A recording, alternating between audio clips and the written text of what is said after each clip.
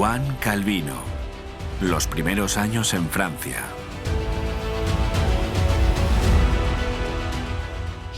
Juan Calvino nació en Noyon, cerca de París, el 10 de julio de 1509.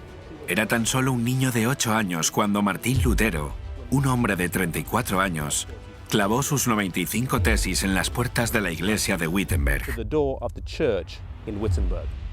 A Calvino no le tocó una educación tan severa como a Lutero, sino que tuvo una feliz infancia, disfrutando de una buena educación y con un futuro prometedor. A los 12 años lo nombraron capellán en una de las iglesias de su ciudad. Le afeitaron la cabeza con la tonsura de consagración. Al crecer, decidió que quería hacerse cura. Pronto destacó por sus habilidades intelectuales, su vida sin tacha y su devoción religiosa. Todos estaban convencidos de que llegaría a ser un gran defensor de la Iglesia Católica. Calvino escuchó de las nuevas doctrinas con estremecimiento, sin dudar ni un momento que los herejes que las aceptaban merecían el fuego donde a menudo eran quemados.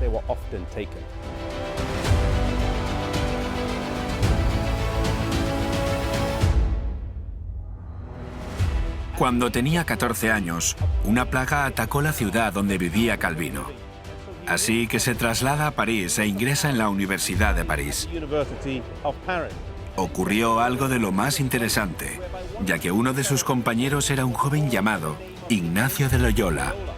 Ignacio de Loyola llegaría más tarde a fundar la Orden de los Jesuitas, un movimiento muy diferente del que Calvino iba a liderar. Dos estudiantes destacados que tendrán un impacto muy diferente en el mundo. Más tarde, Calvino dejó los estudios de sacerdocio para estudiar leyes, siguiendo los pasos de su padre y su propio deseo. Acabó su doctorado en leyes en la Universidad de Orleans. Sin embargo, al fallecer su padre, reconsidera su camino y su dirección en la vida. El primo de Calvino se unió a los reformados. Estando en público, se pusieron a debatir. Calvino defendió a capa y espada la posición de la Iglesia, rechazando las nuevas enseñanzas. Pero cuando estuvo a solas, reflexionó. Una convicción de pecado se apoderó de él. Se vio a sí mismo sin un mediador. La confesión y las penitencias habían sido en vano, y nada de eso le daba paz. Un día, decidió visitar una plaza pública donde presenció la quema de un mártir. Se quedó maravillado por la expresión de paz en su semblante y lo comparó con sus sentimientos de vacío, duda y oscuridad.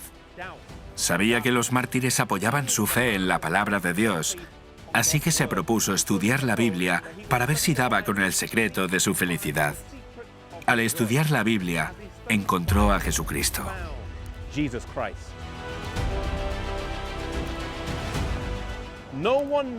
Nadie sabe con certeza cuándo experimentó Calvino su conversión, pero no hay duda alguna de ello. Su conversión bastó para motivarlo a abandonar su deseo de ingreso al sacerdocio y también abandonó la idea de convertirse en abogado.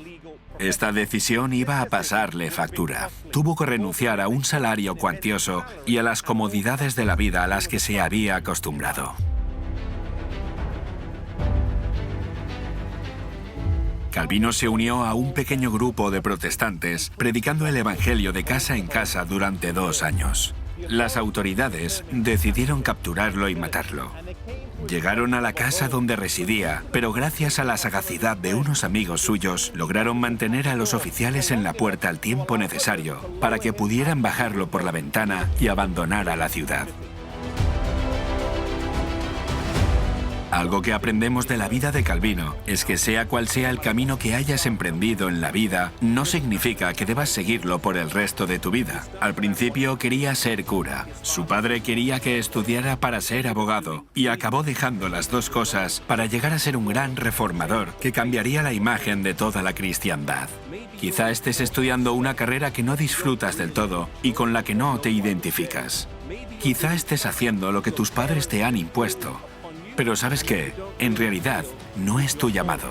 Puede que Dios te esté llamando a algo diferente.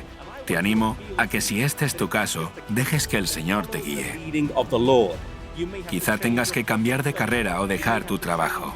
Pero cuando lo hagas, es cuando tendrás verdadera satisfacción y sentirás que tu vida tiene propósito y significado.